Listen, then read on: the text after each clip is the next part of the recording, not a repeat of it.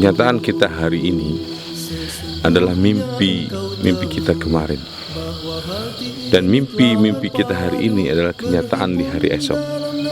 Kita harus memahami bahwa sesungguhnya generasi ini dibangun oleh mimpi-mimpi indah yang pernah ditinggalkan oleh orang-orang terbaik di masa-masa lalu. Mereka adalah orang-orang yang penuh dengan mimpi-mimpi indah. Kemudian Allah buktikan dengan kenyataan-kenyataan yang gilang gemilang di masa kekuasaan berikutnya. Bagaimana mungkin kita tidak bisa memahami dengan baik dan meyakini mimpi-mimpi itu menjadi sebuah kenyataan? Kalau kita pernah tahu bagaimana ketika Rasulullah di masa-masa sulit, Rasulullah SAW bersama dengan para sahabat-sahabat Ridwanullah alaihi mengalami masa-masa yang sangat pelik, pedih, perih, bahkan hempitan dunia begitu kuat kepada mereka. Tapi mimpi-mimpi indah tetap dikumandangkan dan mimpi-mimpi indah tetap diagung-agungkan oleh Rasulullah SAW. Ini pernah terjadi dan dibuktikan oleh mereka dan para sahabat-sahabat yang terbaik itu. Di masa-masa sulit ketika negeri Madinah yang masih kecil, negeri Madinah yang dalam posisi yang sangat luar biasa mengalami masa sulit, harus berhadapan dan akan menghadapi pasukan-pasukan yang bersekutu, pasukan-pasukan Ahzab. Seluruh jazirah Arab pada masa itu dipimpin oleh Quraisy. Mereka sedang merencanakan sebuah skenario besar untuk menghantam Madinah dari segala pelosok. Lalu sahabat Rasulullah SAW, Salman Al-Farisi radhiyallahu an, memberikan gagasan indah bahwa Madinah ini harus dijagai oleh khandak atau parit.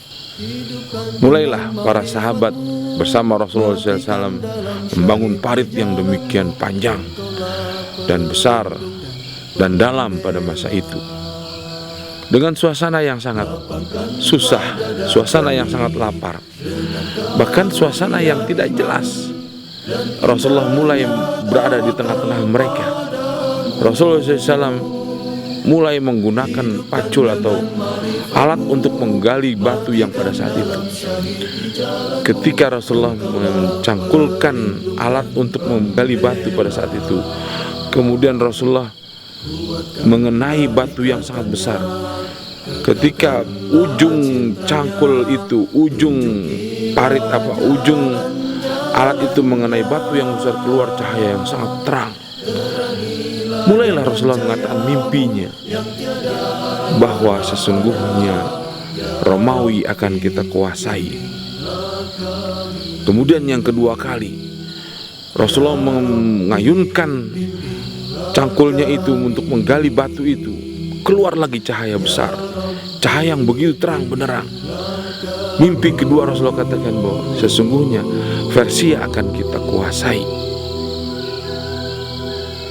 Inilah sebuah gambaran mimpi-mimpi besar Rasulullah pada masa itu. Kemudian apa yang terjadi dari kenyataan berikutnya? Tidak sampai 20 tahun kemudian, Islam di masa kekuasaan Amirul Mukminin Umar bin Khattab radhiyallahu anhu mampu menguasai dua negeri adidaya, dua negeri superpower yang pernah dimimpikan oleh Rasulullah SAW. Yang pertama, mereka menaklukkan Romawi yang pada saat itu pusat kekuasaannya ada di Syam, dipimpin oleh dua panglima besar mereka. Yang pertama Khalid bin Walid, kemudian diteruskan oleh Abu Ubaidah bin Jarrah radhiyallahu anhu. Mereka berhasil menaklukkan Syam. Kemudian babak berikutnya Bizantium yang ada pada saat itu berada di kota Mesir, dipimpin oleh Amr bin As, juga ditaklukkan oleh pasukannya Umar bin Khattab. Kemudian masa berikutnya Allah memberikan kemenangan gilang gemilang kepada Sa'ad bin Abi Waqqas ketika mereka menaklukkan Persia yang luar biasa, kekuatan terakhir superpower yang bisa ditaklukkan pada masa itu. Sudah bukan hanya dua negeri superpower, tapi tiga negeri superpower dikuasai oleh Islam pada masa itu: Romawi, Bizantium, dan Persia.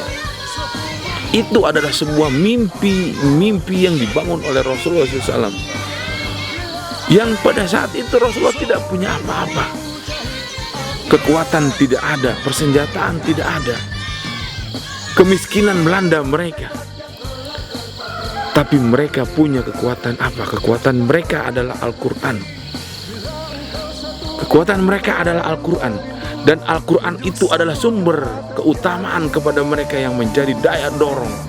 Al-Quran yang menjadi daya dobrak dan daya kekuatan untuk mengabulkan atau merealisasikan mimpi-mimpi yang dibangun oleh mereka semuanya. Apa yang sudah kita lakukan di hari-hari ini, dan insya Allah di hari-hari yang akan mendatang, ini membuat sebuah bagian skenario besar yang akan kita siapkan. Anak-anakku sekalian,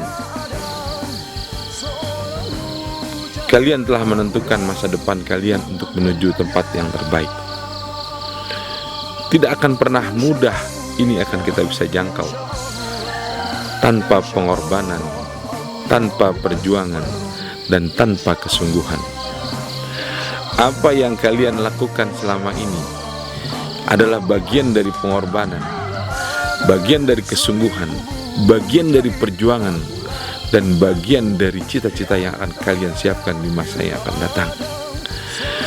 Kalian berinteraksi dengan Al-Quran, kalian bergaul dengan Al-Quran, kalian menghafal Al-Quran. Dan oleh karena itu, diri dan jiwa kalian menjadi sebuah karakter yang menjadi bagian kehidupan. Dan karakter ini adalah yang pernah dibangun di masa-masa lalu, di mana karakter itu menjadi karakter yang kuat di tengah masyarakat.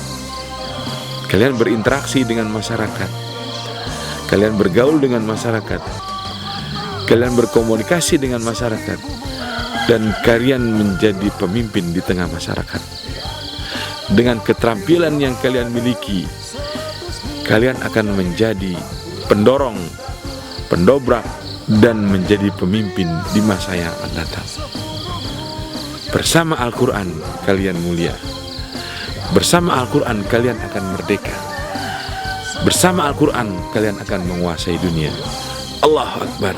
Subhanakallahumma wa bihamdika asyhadu an la ilaha illa anta astaghfiruka wa atubu ilaik.